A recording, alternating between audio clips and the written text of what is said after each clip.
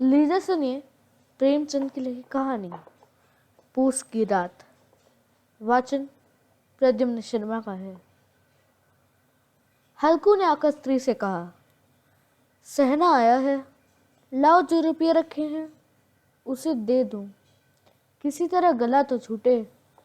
मुन्नी झाड़ू लगा रही थी, पीछे फिरकर बोली, 3 ही रुपए हैं, दे दोगे तो कम्बल कहाँ से आवेगा? माघ पूस की रात हार में कैसे कटेगी? उससे कह दो फसल पर देंगे, अभी नहीं। हल्कू एक क्षण के लिए अनिश्चित दशा में खड़ा रहा। पूस सिर पर आ गया। कम्बल के बिना हार में रात को वो किसी भी तरह नहीं जी सकता, मगर सहना मानेगा नहीं। घुड़कियां जमावेगा, गालियां देगा, बला से जाड़ों में मरेंगे, बला तो सिर से टलेगी। यह सोचता हुआ वह अपना भारी भरकम डील लेते हुए, जो उसके नाम को झूठा सिद्ध करता था, स्त्री के समीप आ गया और खुशामद करके बोला, ला दे दे, गला तो छूटे, कमल के लिए कोई दूसरा उपाय सोचूंगा। मुन्नी उसके पास से दूर हट गई और आंखें तरेरते हुए बोली, कर चुके दूसरा उपाय, जरा सुनो तो, कौन सा उपाय करोगे? कोई खैरियत में देगा कम्बल? न जाने कितना बाकी है, जो किसी तरह चुकाने ही नहीं आता। मैं कहती हूँ तुम क्यों नहीं खेती छोड़ देते, मर मर काम करो, उपज हो तो बाकी दे दो। चलो छुट्टी हुई, बाकी चुकाने के लिए ही तो हमारा जन्म हुआ है। पेट के लिए मजदूरी करो, ऐसी खेती से बाज आए, मैं रुपया ना दूंगी ना दूंगी। हल्कू उदास होकर बोला, तो क्या गाली खाऊं?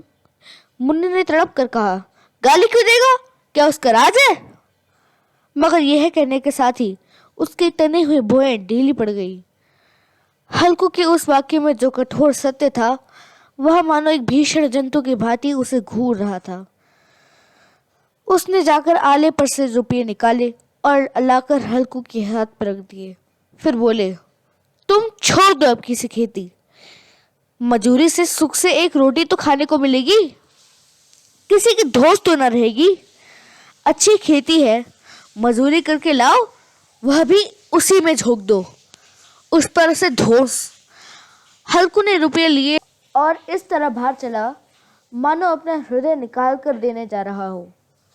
उसने मजदूरी से एक एक पैसा काट काट कर 3 रुपये कम्बल के लिए जमा किए थे। वह आज निकले जा रहे थे। एक एक पग के साथ उसका मस्तक अपनी दीनता के भार से दबा जा रहा था। पूस की अंधेरी रात, आकाश पर तारे ठिठुरते हुए मालूम होते थे। हल्कू अपने खेत के किनारे ऊख के पत्तों की एक छतरी के नीचे बांस के खटोले पर अपनी पुरानी गाढ़े की चादर ओढ़े कांप रहा था। खाट के नीचे उसका संगी कुत्ता जबरा पेट में मुंह डाले सर्दी से कू कू कर रहा था। दो में से एक को भी नींद न आती थी। हल्कू ने घुटनियों को गर्दन में छिपाते हुए कहा, क्यों जबरा, झाड़ा लगता है? कहता तो था घर में पुआल पर लेट रहा, तो यहाँ क्या लेने आ गए? अब खाओ ठंड, मैं क्या करूं? जानते थे मैं यहाँ हलवा पूरी खाने आ रहा हूँ, दौड़े दौड़े आगे आगे चले आए, अब रो नानी के नाम को। जबरा ने पड़े पड़े दुम हिलाई और अपने कू कू को दीर्घ बनाता हुआ एक बार जमाई लेकर चुप हो गया। उसकी श्वान बुद्धि ने शायद टाल लिया, स्वामी को मेरी कू कू से नींद नहीं आ रही है। हल्कू ने हाथ निकालकर जबरा की ठंडी पीठ चलाते हुए कहा, कल से मत आना मेरे साथ, नहीं तो ठंडे हो जाओगे। यह रांड पचुआ न जाने कहाँ से बर्फ लिए आ रही है। उठूं फिर एक चिल्लम भरूं, किसी तरह रात तो कटे। 8 चिल्लम पी चुका हूं। यह खेती का मजा है, और एक एक भगवान ऐसे पड़े हैं जिनके पास जाड़ा जाए तो गर्मी से घबरा कर भागे। मोटे मोटे गद्दे, लिहाफ, कम्बल, मजाल है जाड़े का गुजर हो जाए। तकदीर की खूबी है, मजदूरी हम करें, मजा दूसरे लूटें। हल्कू उठा, गड्ढे से सरहद सी आग निकालकर चिल्लम भरी। जबरा भी उठ बैठा। हल्कू ने चिल्लम पीते हुए कहा, पिएगा चिल्लम? जाड़ा तो क्या जाता है, हाँ जरा मन बदल जाता है।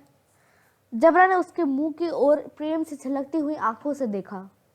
हल्कू, आज और ज्यादा खा ले, कल से मैं यहाँ पुआल बिछा दूंगा, उसी में घुसकर बैठना, तब जाड़ा न लगेगा। जबरा ने अपने पंजे उसकी घुटनियों पर रख दिए और उसके मुंह के पास अपना मुंह ले गया। हल्कू को उसकी गर्म सांस लगी। चिल्लम पीकर हल्कू फिर लेटा और निश्चय करके लेटा कि चाहे कुछ हो अब की से सो जाऊंगा। पर एक ही क्षण में उसके हृदय में कंपन होने लगा। कभी इस करवट लेटता, कभी उस करवट, पर जाड़ा किसी पिशाच की भांति उसकी छाती को दबाए हुए था। जब किसी तरह न रह गया तो उसने जबरा को धीरे से उठाया और उसके सर को थपथपाकर उसे अपनी गोद में सुला लिया। कुत्ते की देह से जाने कैसे दुर्गंध आ रही थी, पर वह उसे अपनी गोद में लिपटाए हुए ऐसे सुख का अनुभव कर रहा था जो इधर उसे महीनों से नहीं मिला। जबरा शायद समझ रहा था कि स्वर्ग यही है और हल्कू की पवित्र आत्मा में तो उस कुत्ते के प्रति घृणा की गंध तक नहीं है। अपने किसी अभिन्न मित्र या भाई को भी वह इतनी तत्परता से गले न लगाता था। वह अपनी दीनता से आहत न था जिसने आज उसे इस दशा में पहुंचा दिया। नहीं, इस अनोखी मैत्री ने जैसे उसकी आत्मा के सब द्वार खोल दिए थे और उसका एक एक अणु प्रकाश से चमक रहा था। सहसा जबरा ने किसी जानवर की आहट पाई। इस विशेष आत्मीयता ने उसमें एक नई स्फूर्ति पैदा कर दी थी जो हवा के ठंडे झोंकों को तुच्छ समझती थी। वह झपट कर उठा और छतरी से बाहर आकर भौंकने लगा। हल्कू ने उसे कई बार चुमकार कर बुलाया पर वह उसके पास न आया। हार में चारों तरफ दौड़ दौड़ कर भौंकता रहा। एक क्षण के लिए आ भी जाता तो तुरंत ही फिर दौड़ता। कर्तव्य उसके हृदय में अरमान की भांति उछल रहा था। 1 घंटा और गुजर गया। रात ने शीत को हवा में धधकाना शुरू किया। हल्कू उठ बैठा और दोनों घुटनों को छाती से मिलाकर सिर को उसमें छिपा लिया।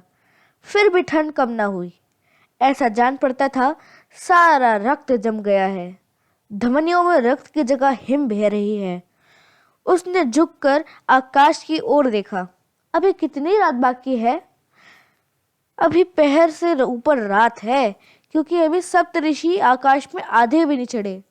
ऊपर आ जाएंगे तब कहीं सवेरा होगा। हल्कू के खेत में कोई एक गोली के टप्पे पर आमों का एक बाग था। पतझड़ शुरू हो गई थी। बागों में पत्तियां का ढेर लगा हुआ था।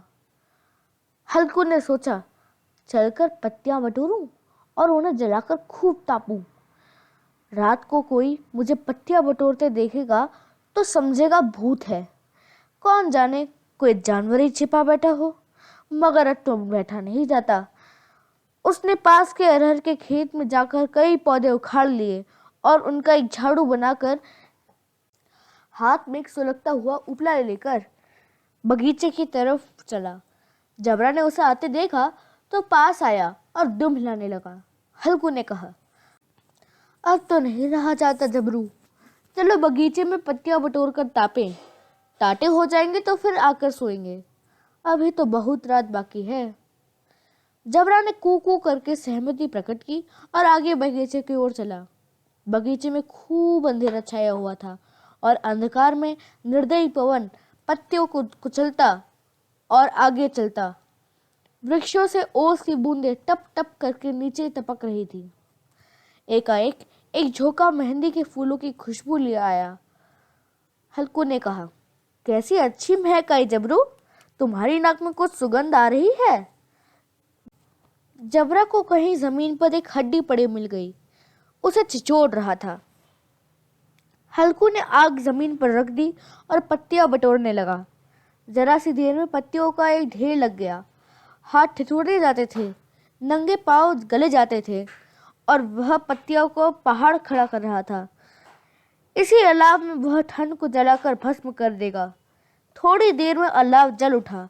उसकी लौ ऊपर वाले वृक्ष की पत्तियों को छू छू कर भागने लगी।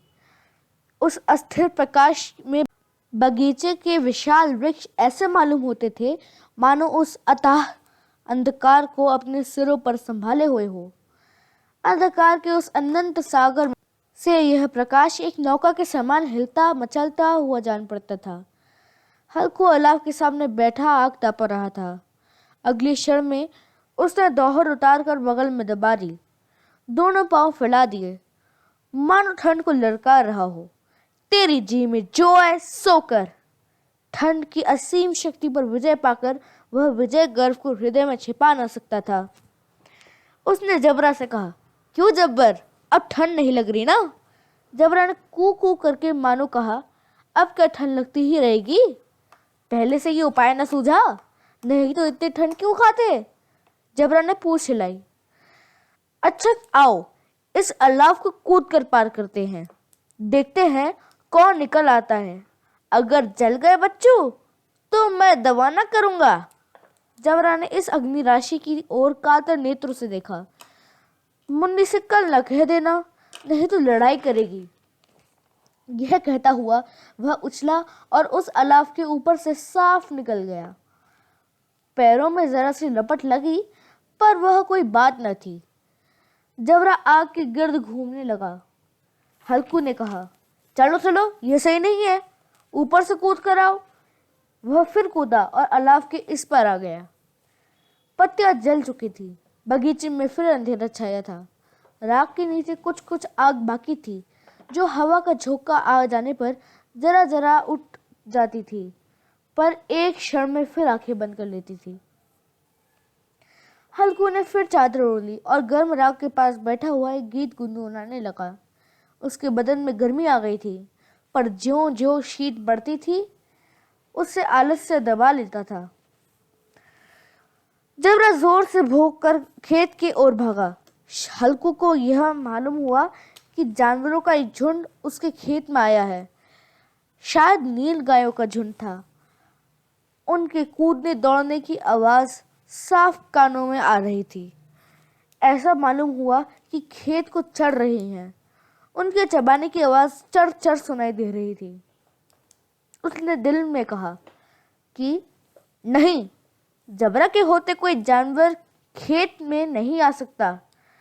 नोच ही डाले, मुझे भ्रम हो रहा है। कहा? अब तो कुछ आवाज नहीं सुनाई देती, मुझे तो ऐसा धोखा हुआ। उसने जोर से आवाज लगाई, जबरा, जबरा। जबरा भौंकता रहा, उसके पास न आया। फिर खेत के चढ़ने की आहट मिली। अब वह अपने आप को धोखा नहीं दे सकता। उसे अपनी जगह से हिलना जहर लग रहा था। कैसा दंडाया हुआ बैठा था। इस जाड़े पाले में खेत में जाना, जानवरों के पीछे दौड़ना असहाय जान पड़ता था। वह अपनी जगह से न हिला। उसने जोर से आवाज लगाई, लहू लहू लहू। जबरा फिर भौंक उठा। जानवर खेत चल रहे थे। फसल तैयार है, कैसी अच्छी खेती है, पर ये दुष्ट उसका सर्वनाश किए डालते हैं। हल्कू पक्का इरादा करके उठा और 2 कदम चला, पर एक हवा का ऐसा ठंडा चुभने वाला बिच्छू के डंक सा झोंका लगा कि वह बुझते हुए अलाव के पास में आ बैठा और राख को कुरेद कर अपनी ठंडी देह को गरमाने लगा। जबरा अपना गला फाड़ डालता था। नील गाय खेत का सफाया कर रही थी और हल्कू गर्म राख के पास शांत बैठा हुआ था। अकर्मण्यता ने रस्सियों के भांति उसे चारों तरफ से जकड़ लिया था। उसी राख के पास गर्म जमीन पर वह चादर ओढ़कर सो गया। सवेरे जब उसकी नींद खुली तब चारों तरफ धूप फैली गई थी और मुन्नी कह रही थी, क्या सोती ही रहोगे? तुम यहाँ आकर रम गए और उधर सारा खेत चौपट हो गया। हल्कू ने उठकर कहा, क्या तू खेत से होकर आ रही है? मुन्नी बोली, हाँ, सारे खेत का सत्यानाश हो गया। भला ऐसे भी कोई सोता है? तुम्हारे यहाँ मंडेरा डालने का क्या फायदा हुआ? हल्कू ने बहाना किया, मैं मरते मरते बचा, तुझे अपनी खेत की पड़ी है? पेट में ऐसा दर्द हुआ कि मैं ही जानता हूँ। दोनों फिर खेत के डांडे पर आए। देखा सारा खेत रौंदा पड़ा हुआ है और जबरा मंडैया के नीचे चित्त लेटा है, मानो प्राण ही ना हो। दोनों खेत की दशा देख रहे थे। मुन्नी के मुख पर उदासी छाई थी, पर हल्कू प्रसन्न था। मुन्नी ने चिंतित होकर कहा, अब मजदूरी करके माल गुजारी भरनी पड़ेगी।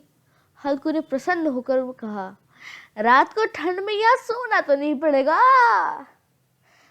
अभी आप सुन रहे थे प्रेमचंद की लिखी कहानी पूस की रात। वाचन हमारी यानी प्रद्युम्न शर्मा की आवाज में।